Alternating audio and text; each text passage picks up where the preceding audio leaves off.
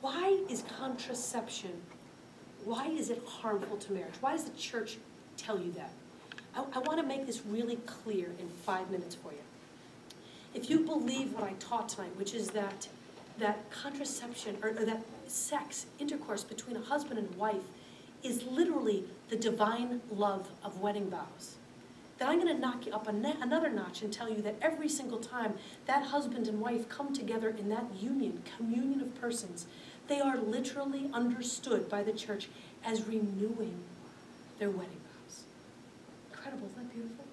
So every time a couple in a state of grace comes to renew their wedding vows in their marital bed, God is pouring his divine life into that union. And that divine life in that couple pours itself out to the fruit of that union, sanctifies the children. Why is contraception intrinsically harmful to the union? Remember, the union has to be a free gift, a total gift, a faithful and a fruitful gift. Remember that? So here's what contraception does. Contraception is an immediate violation of those wedding vows. Indulge me for a minute. Freedom. How much freedom is there in getting drunk on college campuses and hooking up with girls who are on birth control? There's no freedom at all. Okay? There's a lot of license and a lot of heartbreak. What the habits that Catholic couples are forming outside of marriage, they take into marriage with them. If they are accustomed to treating sex as just some sort of habit rather than gift, then they come to the marriage expecting that habit. There's no freedom in that. Then when something happens in the couple's life that says, oh, the woman is unavailable for good reasons, medical reasons, reasons of health, suddenly that gentleman can start to feel very, very irritated or angry because his wife is not available.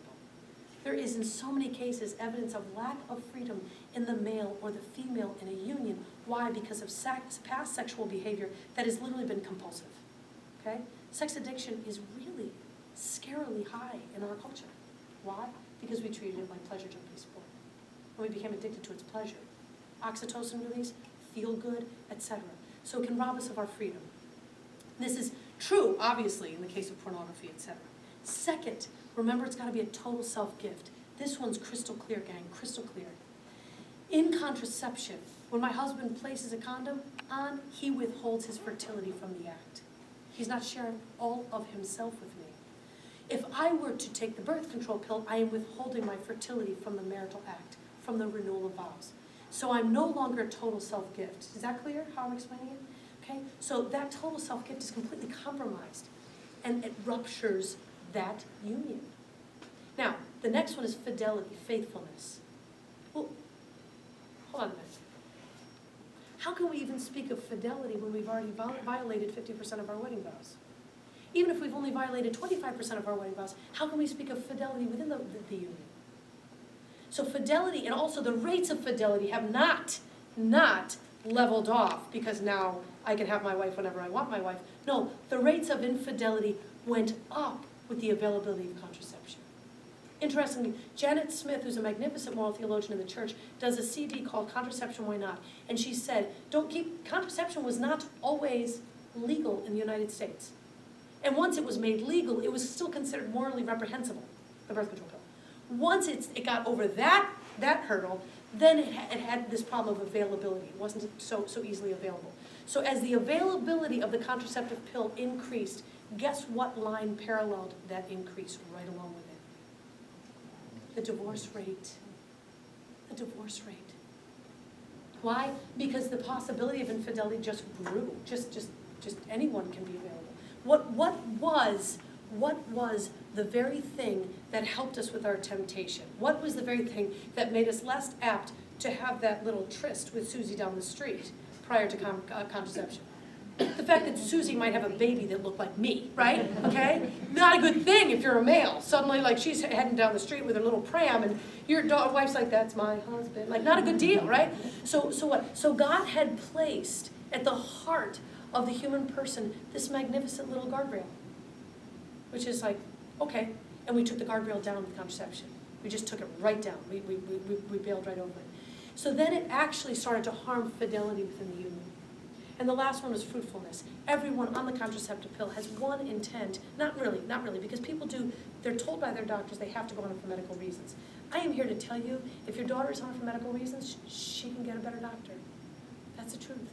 Because honestly, there are wonderfully holistic, healthy alternatives to every single thing that is being treated with a birth control pill to date. And the doctors I would have you see are trained in what's called NAPRO technology. They're extraordinarily gifted doctors who know more now than the average trained doctor because they have literally had to come and discover and learn alternative therapies other than contraception for a myriad of reproductive health problems. Okay? And I'll be glad to give you some of those resources at the end of the talk. But that idea of fruitfulness, we took right out of the picture. Gang, that's literally what God made sex for. Two things. Be fruitful and multiply. He's giving them a commission. Go, bond, and make babies. Unitive and procreative. That was the church's teaching. And it's not a bad teaching. He's not commissioning grandma and her grandchild to do this. Grandpa and their... No, it's only given to the spouses to do this. And so the devil comes along hating all of God's plan and does everything he can to rupture that union. And contraception, no matter what way you cut it up, it destroys fruitfulness. It destroys and undermines totality of gift. It can undermine the freedom of the spouses, and it tampers with fidelity. And this is why the tree is looking so bad. Tree is known by its fruit. A good tree won't bear bad fruit, and a bad tree does not bear good fruit. So here's if the sexual revolution and contraception were going to be the incredible gift to womankind and to marriage that we believed it was going to be, then we would see the blessing of that in our relationships, in our families, in our marriages. How do we look? Broken. We look broken. Here's a real statistic for you. Natural family planning. Completely acceptable according to the church's teaching. Don't get it mixed up with calendar rhythm method, which your mommy's practiced, okay? Mine, I think, wanted 4. She's got 6. Praise be Jesus. Okay, I'm the 5th. Thanks be to God for the calendar rhythm method, right?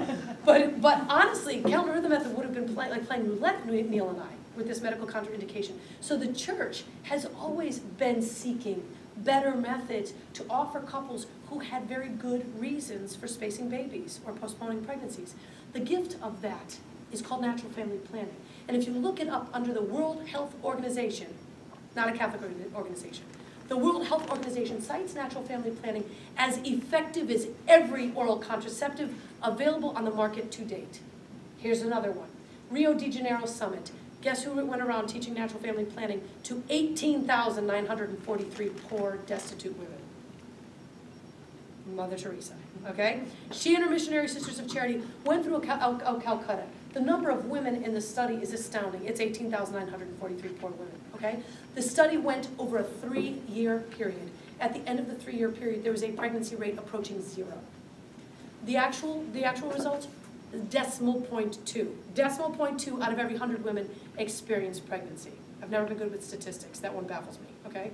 What, did somebody give birth to a toenail? Like, what happened, right? Okay. So here's the thing. In your pharmaceutical insert for every oral contraceptive, because I asked the pharmacy for one in every single brand, and they're happy to give it to you. They have to by law. That's not an outrageous request. It says in every pharmaceutical insert about the oral contraceptive pill, whatever one you're on, 2 out of every 100 women will definitively get pregnant on the pill using it perfectly in accordance with its directions. 2 out of every 100. So the actual rate of effectiveness with natural family planning is higher than that you can experience with contraceptives. There's other studies. There's a German study, 700 women. I could stand all night and just give you studies. Why haven't you heard this? Bingo. Bingo. Pharmaceutical companies, when women decide to learn this, to act in accordance with the beautiful gift of fertility that they've been given. This is so funny. We have a massive rally cry by women, for better treatment of women, and women are telling themselves that they have to suppress what makes them innately female in order to be this. This is contrary to logic, okay? Every time a woman takes a birth control pill, she literally suppresses that which makes her female, feminine, okay? In the meantime, natural family planning upholds the beauty of the way the woman's body is supposed to work, completely safeguards natural law, is in accordance with God's plan for a woman, and the only thing it requires is a little bit of abstinence. And for somebody who's not a slave to their appetite, that abstinence can be welcomed as an opportunity to learn to foster real non-sexual, beautiful romance within the union. That is the real reason why the divorce rate among natural family planning users is 2 to 5%. Contracepting couples, 57%. n.f.p. is literally marriage insurance. It's marriage insurance. And I would be willing to wager the next 6 months mortgage on the fact that those 2 to 5% of women who got divorced were people who were doing it without their spouse's help, support, and understanding. Okay? They went to Books A Million or Borders or on Amazon and got your fertility signs and did it on their own without that extra support. With the support you got, if you've got a spouse who understands this is a beautiful thing. I remember we went out and learned natural family planning at Our Lady of Snows in the basement. And we came out and I was just like, oh my gosh. Like I was the doubting Thomas, like, oh my gosh, for women it's a scary thing. I'm going out into I'm casting my nets into the deep now. Like, here we go. And he turned and he goes, oh my gosh, Megan, our children are learning that in high school. I want them to know how magnificently God created their bodies to work and how glorious the gift of fertility is. That was the best class I've ever taken. And I'm looking at him going, I have no faith. I have no faith. Natural family planning has blessed us for 20 years. I promise you it is such a gift to the church. But the devil doesn't want you to know that. The devil wants you to stay very much mired down in the belief that somehow the church is oppressing women. Oh, boy, did I buy that lie in college. And I am here to tell you that is a lie, the same damned lie he told in the garden. You will not die. The same lie. Contraception, the beginning, against the beginning of life. Without that, I would not be here. You see? To be contraceptive is to be anti-God. God is all about life, life in abundance. I come that you might have life and have it to the full. If you don't know about natural family planning, and P.S., true statement, World Health Organization also puts up all of the carcinogens, all of the things that are carcinogens. They have 6 classes, 6 being the least lethal for cancer, 1 being the most lethal for cancer. All oral contraceptives available to date are class 1 carcinogens for breast cancer. And we wonder why there's a lot of breast cancer in our area, right? Because we don't know this, okay? Talk about a woman's issue and a war on women. We've got to fix this thing, right? And I'll be honest with you, I'm not talking about political sides because I don't believe politics can save this world. And I don't believe politics can save this culture. Christ and Christ alone. Judas believed politics was going to change the culture. He was wrong.